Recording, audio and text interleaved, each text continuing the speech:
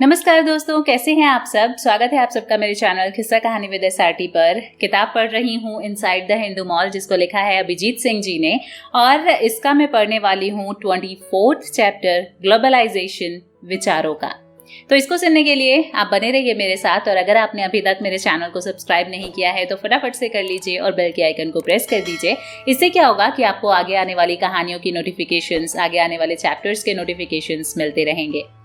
तो चलिए शुरू करते हैं चैप्टर ग्लोबलाइजेशन विचारों का। गीता प्रेस, गोरखपुर से प्रकाशित होने वाली प्रसिद्ध पत्रिका कल्याण के प्रतिवर्ष का प्रथम अंक एक विशेषांक के रूप में प्रकाशित होता है। इसका प्रकाशन ईस्वी सन 1926 से लगातार हो रहा है। आंकड़ों के अनुसार अब तक कल्याण के लगभग 8 दर्जन विशेषांक प्रकाशित हो चुके हैं। कल्याण पत्रिका की चर्चा मैं आपसे इसलिए कर रहा हूँ क्योंकि इसके विशेषांक के संदर्भ में कुछ बड़ा ही रोचक है, जो हिंदू धर्म की महान विशेषताओं को स्वयं में समेटे हुए है। गीता प्रेस हिंदू धर्म, संस्कृति और इसके साहित्य तथा ग्रंथों के प्रचार प्रसार के लिए बनी हुई संस्था है।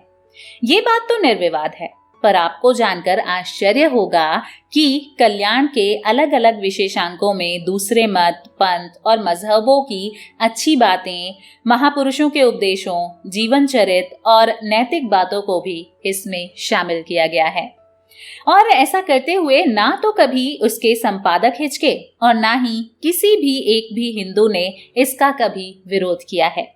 उदाहरण के लिए 1978 में कल्याण ने सदाचार अंक नाम से अपना एक विशेषांक निकाला था, जिसमें बौद्ध, जैन, आर्य समाज आदि के अंतर बताए गए थे।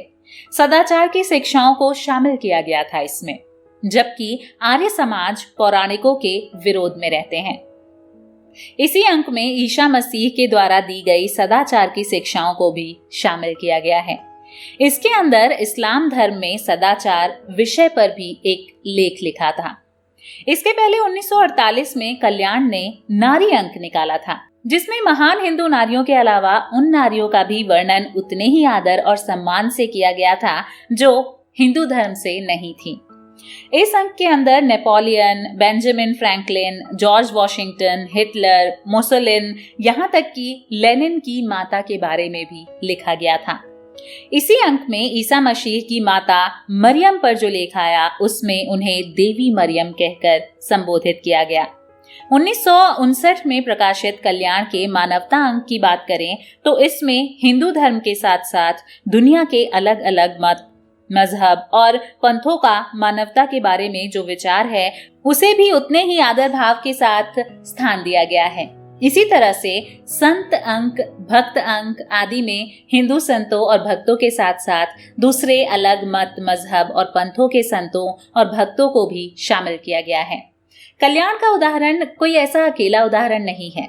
गायत्री परिवार के प्रवर्तक श्री राम शर्मा आचार्य जी के यहाँ से प्रकाशित पत्रिका अथवा उनके द्वारा लिखे गए किताबों में भी बड़ी सहजता से दूसरे मत पंथों के महापुरुषों का उल्लेख सम्मान के साथ हुआ है। उदाहरण के लिए श्री राम शर्मा आचार्य की लिखी एक किताब सेवा धर्म की सिद्ध साधिकाएं में हिंदू धर्म में जन्मी महानारियों के साथ साथ च्यांग काई शेक की धर्मपत्नी, एक मिशनरी पादरी की पत्नी श्रीमती लिलियन डिक्सन, एक और विदेशी ईसाई महिला श्रीमती फ्लोरेंस नाइटिंगेल आदि का उल्लेख भी बड़े ही आदर भाव के साथ किया गया है।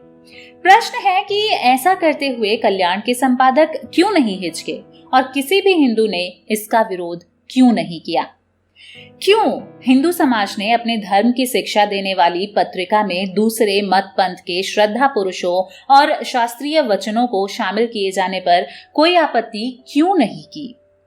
इसका उत्तर ये है कि कल्याण पत्रिका और गायत्री परिवार की ये विशेषताएं हिंदू संस्कारों का ही मूर्ति रूप हैं, जो अपनी सीमाएं खोलकर और अपनी परिधि का विस्तार करके हर एक अच्छी बात को समेटने को सहज रूप से तैयार रहता है।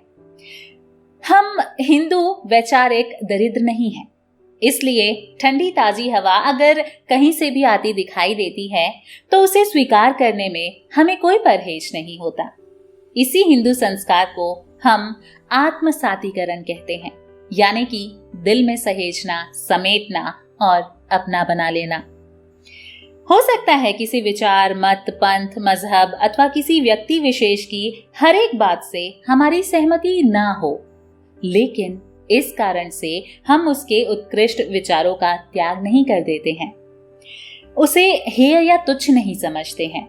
नीर, शीर, विवेक की तरह हम उसमें अपने और मानव जाति के उपयोग की चीज निकाल लेते हैं और बाकी को छोड़ देते हैं। हमें ये नीर, शीर, विवेक कोई आज जन्मा हुआ हो ऐसा नहीं है।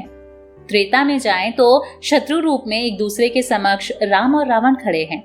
हिंदू समाज जानता है कि रावण अधर्मी, अन्यायी, दुष्चरित्र और क्रूर कर्मा है और इसलिए हिंदू हर वर्ष दशहरे पर उसका पुतला जलाता है।